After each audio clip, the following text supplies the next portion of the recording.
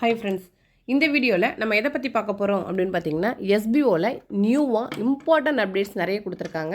அது என்னென்ன அப்படிங்கிறத நம்ம பார்க்கலாம். ஃபஸ்ட்டு பிடிஓ செலெக்ஷன் 3000 மெம்பர்ஸை செலக்ட் பண்ண போகிறாங்க. என்ன எலிஜிபிள், யார் யார் அப்படிங்கிறத சொல்லியிருக்காங்க. Next every applicant compulsory group create பண்ணணும் அப்படின்னு சொல்லியிருக்காங்க. அது எந்த மெத்தடில் க்ரியேட் பண்ணணும், யார் யாரெல்லாம் க்ரியேட் பண்ணணும் அப்படிங்கிற மாதிரி சொல்லியிருக்காங்க. நெக்ஸ்ட்டு பை மோட்டில் கூப்பன் கோட் பர்ச்சேஸ் பண்ணோம் இல்லையா, அதை சேல் பண்ணுறதுக்கு ஸ்டார்ட் பண்ண போகிறாங்க.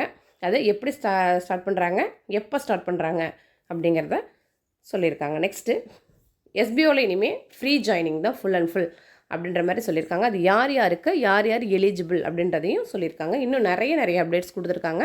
வாங்க வீடியோக்குள்ளே போகலாம். First BDO selection. BDO selection வந்து இந்த வீக் எண்டு இல்லைன்னா நெக்ஸ்ட் வீக்குள்ளேயே பிடிஓ செலக்ட் பண்ணி முடிச்சுருவாங்க. ஓகேவா? ஸோ அதுக்குள்ளே என்னென்ன எலிஜிபிள் வேணும் அப்படிங்கிறத நீங்கள் பார்த்துக்கோங்க. அப்படி அந்த எலிஜிபிள் இல்லை அப்படின்னா நீங்கள் அதை ரெடி பண்ணிக்கோங்க. ஓகேவா? இதில் டீம் கவுண்ட்டை பேஸ் பண்ணி மட்டும்தான் பிடிஓ செலெக்ஷன் ஸ்டார்ட் பண்ணுறாங்க. ஓகேவா? 3000 மெம்பர்ஸ் மட்டும்தான் எடுக்கிறாங்க. 3000 மெம்பர்ஸ்க்கு மேலே பிடிஓ செலெக்ஷன் இல்லை. ஓகேவா? அந்த 3000 மெம்பர்ஸ்கில் யாரெல்லாம் எலிஜிபிள் இருக்கீங்களோ அவங்கள பிடிஓவை செலக்ட் பண்ணுவாங்க. ஓல்டு மெம்பர் நியூ மெம்பர் வந்து அக்செப்ட் பண்ணுறாங்க. இப்போ நியூவாக நான் ஜாயின் பண்ணியிருக்கேன், நான் டீம் கொடுத்தா பிடிஓவாக ஆகலாமா அப்படின்னு சொல்லி கேட்குறீங்களே, கண்டிப்பாக 15 மெம்பர் உங்களுக்கு கீழே ஆக்டிவ் மெம்பர்ஸாக இருந்தாங்க அப்படின்னா அவங்க பிடிஓக்கு எலிஜிபிள் அப்படின்னு சொல்லியிருக்காங்க. இதில் இப்போ நான் 10 மெம்பர் தான் எனக்கு ஓல்டு மெம்பர் இருக்காங்க, நான் இன்னொரு 5 மெம்பர் நியூவாக கொடுக்குறேன், அப்போ நான் எலிஜிபிள்னா கண்டிப்பாக eligible. Minimum old member or new users, old users 15 பேர் இருந்தாலே அவங்க பிடிஓக்கு எலிஜிபிள். 15க்கு மேலே எவ்வளோ வேணாலும் இருக்கலாம் அப்படிங்கிற மாதிரி சொல்லியிருக்காங்க. ஓகேவா? இதுக்கு முன்னாடி வாலண்டியர் டீமில் ஆட் பண்ணியிருந்தால் தான் அவங்க பிடிஓக்கும் எலிஜிபிள்னு சொன்னாங்க. இப்போ வாலண்டியர் டீமை அவங்க பேஸ் பண்ணலை. Full and full based and team count தான். ஓகேவா? மினிமம் 15 டவுன்லைன்ஸும் உங்களுக்கு ஆக்டிவாக இருக்கணும், அதை பார்த்துக்கோங்க. மந்த்லி சேலரி 1500 மட்டும்தான் அப்படின்னு சொல்லியிருக்காங்க. என்ன ஒர்க்கு பிடிஓக்கு அப்படின்னு பார்த்தீங்கன்னா, சேட்டிங் ஒர்க்கு, கைடன் கொடுக்குற ஒர்க்கு, மற்றபடி சின்ன ஒர்க் தான் இருக்கும். பேரும் டீமாக பிடிஓ குரூப்பில் ஆட் பண்ணுவாங்க. அவங்களுக்கு சின்ன ஒர்க்கு ஷேர் பண்ணி கொடுப்பாங்க. அந்த ஒர்க்கை அவங்க பார்த்து கொடுக்குற மாதிரி இருக்கும். அந்த ஒர்க்குக்கு 1500 பர் மந்த்து அவங்களுக்கு பே பண்ணுவாங்க. சரியா? இப்போ உங்களுக்கு எலிஜிபிள் என்னன்னு பார்த்தீங்கன்னா, நீங்கள் கம்பல்சரி 15 மெம்பர்ஸ் ஆக்டிவ் மெம்பர்ஸ் இருந்தால் மட்டும்தான் உங்களுக்கு பிடிஓக்கு எலிஜிபிள். அது ரெடி பண்ண முடியும்னா இந்த 10 டேஸ்க்குள்ளேயே நீங்கள் ரெடி பண்ணிக்கோங்க. ஓகேவா? அது உங்களுக்கு பிடிஓ ஆகணும் அப்படின்னு நினச்சிங்கன்னா, எனக்கு மந்த்லி 1500 வேணும் அப்படின்னு நினச்சிங்கன்னா, அதுக்குள்ளேயே உங்களோட ஆக்டிவ் டீம் மெம்பர்ஸை நீங்கள் கொண்டு வந்தீங்கன்னா உங்களுக்கு இதில் எலிஜிபிள் இருக்குது. ஓகேவா? Next all SPO introducers create group must. எல்லா அப்ளைனுமே குரூப்பை கண்டிப்பாக க்ரியேட் பண்ணியிருக்கணும் அப்படின்னு சொல்லியிருக்காங்க. உங்களுக்கு கீழே ஒரு ஆக்டிவ் மெம்பர் இருந்தாலும் நீங்கள் டெலகிராமில் குரூப்பை மெயின்டைன் பண்ணணும் அப்படின்னு சொல்லியிருக்காங்க. அது எந்த டேட்டுக்குள்ளேனா இந்த 10 நாளைக்குள்ளேயே நீங்கள் குரூப்பை க்ரியேட் பண்ணணும் அப்படின்னு சொல்லியிருக்காங்க. அதுக்கு மேலே க்ரியேட் பண்ணிங்கன்னா உங்களுக்கு இந்த வாய்ப்பு கிடைக்காது அப்படின்னு சொல்லியிருக்காங்க. இது எதுக்காக அப்படின்னு பார்த்தீங்கன்னா, இந்த குரூப்பை க்ரியேட் பண்ணி இந்த குரூப்போட லிங்க்கை நீங்கள் ப்ரொஃபைலில் சப்மிட் பண்ணுற மாதிரி இருக்கும். இதுக்கு உங்களுக்கு தனியாக டாஸ்க்கு கொடுக்குற மாதிரி இருக்கும் அப்படின்ற மாதிரி சொல்லியிருக்காங்க. ஸோ எல்லாருமே உங்களுக்கு கீழே ஒரு ஆக்டிவ் மெம்பர் இருந்தாலும் குரூப்பை க்ரியேட் பண்ணணும். அது எப்படி க்ரியேட் பண்ண? First staff ID must. உங்களோட குரூப்பில் நேம் எப்படி இருக்கணும்னா, ஸ்டாஃப் ஐடி, உங்களோட நேமு, உங்களோட டிஸ்ட்ரிக்ட் பின்கோடு, இது 3ம் போட்டு உங்களோட டைட்டில் இருக்கணும் அப்படின்னு சொல்லியிருக்காங்க. குரூப் வந்து டெலகிராமில் மட்டும்தான் குரூப்பை க்ரியேட் பண்ணணும். குரூப்போட லிங்க்கை நீங்கள் அப்டேட் பண்ணுற மாதிரி இருக்கும் ப்ரொஃபைலில். ஓகேவா? டிஸ்ட்ரிக்ட் பின்கோடு, நான் ப்ரொஃபைலில் வேறு அட்ரஸ் கொடுத்துருக்கேன், இப்போ நான் வேறு அட்ரஸில் இருக்கேன் அப்படின்னா உங்களுக்கு எந்த டிஸ்ட்ரிக்டில் நீங்கள் வச்சுருக்கீங்களோ அந்த டிஸ்ட்ரிக்டோட பின்கோடு, நீங்கள் எந்த டிஸ்ட்ரிக்டில் இருக்கீங்களோ அந்த டிஸ்ட்ரிக்டோட பின்கோடை கொடுத்துக்குங்க. மேக்ஸிமம் உங்கள் ஆதார் கார்டில் உள்ள டிஸ்ட்ரிக்டோட பின்கோடை கொடுத்தாலும் பெஸ்ட்டு. ஓகேவா? அது மாதிரி உங்களோட குரூப்பில் யாரெல்லாம் இருக்கணும்னா, உங்களுக்கு கீழே எத்தனை ஆக்டிவ் மெம்பர்ஸ் இருக்காங்களோ அத்தனை ஆக்டிவ் மெம்பர்ஸுமே அந்த குரூப்புக்குள்ளே இருக்கணும் அப்படின்னு சொல்லியிருக்காங்க. நெக்ஸ்ட்டு அதர் பீப்புள்ஸ் அந்த குரூப்புக்குள்ளே வரக்கூடாது. நீங்கள் வந்து வாட்ஸ்அப்லேயோ இல்லை வேறு டெலகிராம் குரூப்லேயோ நீங்கள் அதர் மெம்பர்ஸை வச்சு நீங்கள் கைட் பண்ணிட்டு வரலாம். பட் இந்த குரூப்பில் உங்களுக்கு கீழே எத்தனை ஆக்டிவ் மெம்பர் இருக்காங்களோ அவங்க மட்டும்தான் அந்த குரூப்பில் இருக்கணும். அது ஆக்டிவ் மெம்பர்ஸை மட்டும் அந்த குரூப்பில் வைங்க, வேறு யாரையும் அந்த குரூப்பில் ஆட் பண்ணக்கூடாது அப்படின்னு சொல்லியிருக்காங்க.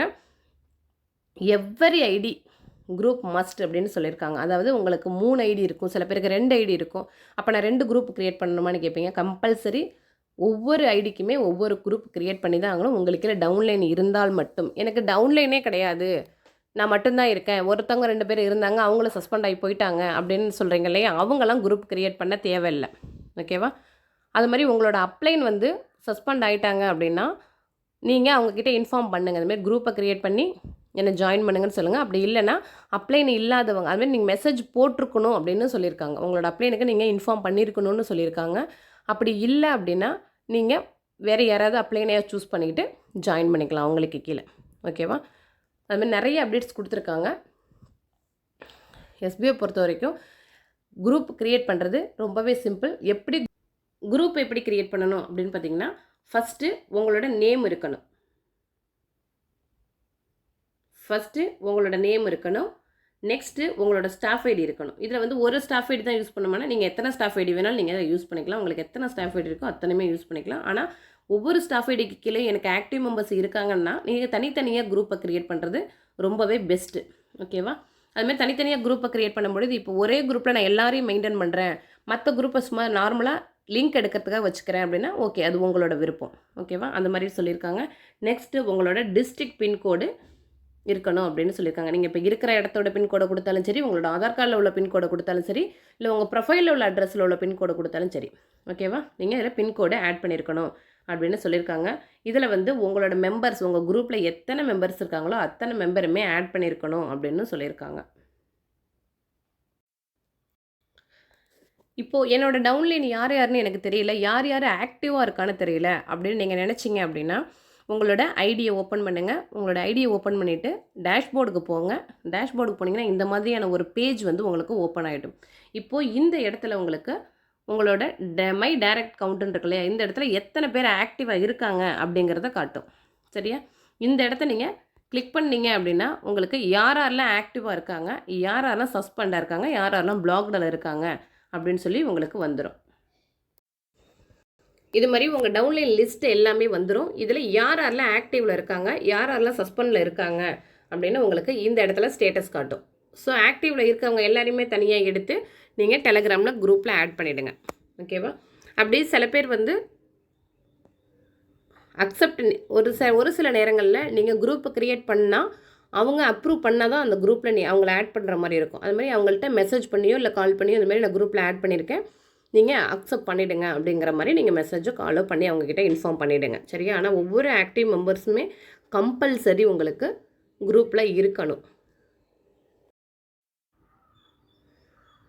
நெக்ஸ்ட்டு வித்ட்ராவல் பார்த்திங்கன்னா உங்களுக்கு இனிமே வந்து வித்தின் 24 ஹவர்ஸ்லேயே உங்களுக்கு கிரெடிட் ஆகும் அப்படின்னு சொல்லியிருக்காங்க. எப்படி அப்படின்னு பார்த்தீங்கன்னா, நீங்கள் டெய்லி டாஸ்க்கு இப்போ வந்து வீக்லி ஒன்ஸ் பண்ணுறீங்க இல்லையா, இந்த வீக்லி ஒன்ஸ் கூட டெய்லி ஒன்ஸாக மாற்றுறதுக்கு பிளான் பண்ணியிருக்காங்க. நெக்ஸ்ட்டு நீங்கள் டாஸ்க்கு பண்ணுற அமௌண்ட்டை தவிர்த்து மற்ற எல்லா அமௌண்ட்டுமே வித்தின் 24 ஹவர்ஸில் உங்களுக்கு வித்ட்ராவலுக்கு போட்டிங்கன்னா கிடச்சிரும் அப்படின்னு சொல்லியிருக்காங்க. இது எப்படின்னு பார்த்தீங்கன்னா, நீங்கள் டாஸ்க்கு பண்ணுற அமௌண்ட்டு தனியாக நீங்கள் மந்த்லி ஒன்ஸ் தான் நீங்கள் எடுக்க முடியும், வித்ட்ராவல் போட முடியும்.